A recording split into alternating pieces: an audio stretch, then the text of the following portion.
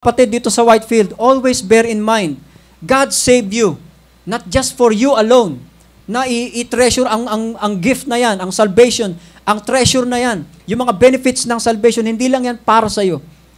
You have been saved, I was saved, by the Lord, for us to proclaim the gospel for every people, everywhere. At yan po ang tungkulin natin. Yan ang kinalimutan ni Jonah. At sana dito sa Whitefield, hindi po natin nakakalimutan yan. Amen?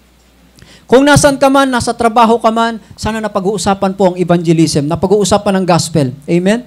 Kung nandoon ka sa grupo ng mga pinsan mo, mga kaibigan mo ng mga unbeliever, do not be reluctant.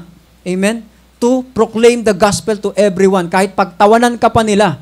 Ang sabi nga ni Paul sa Philippians chapter 1 verse 21. Sino nakaka-memorize niyan?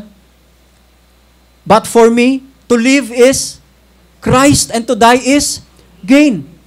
Kaya ako talaga, labis na umahanga doon sa mga pinatay alang-alang sa righteousness. Mga pinatay alang-alang sa pangangaral ng kaligtasan. Mamaya, magaganda po yung aking mga research dito at tiyak na makaka-relate po kayo at matcha-challenge kayo. Hindi dahil sa magaling si pastor, kundi magaling ang Diyos. Amen? Gusto ko ma-challenge po kayo. Yan ang gusto ng Lord.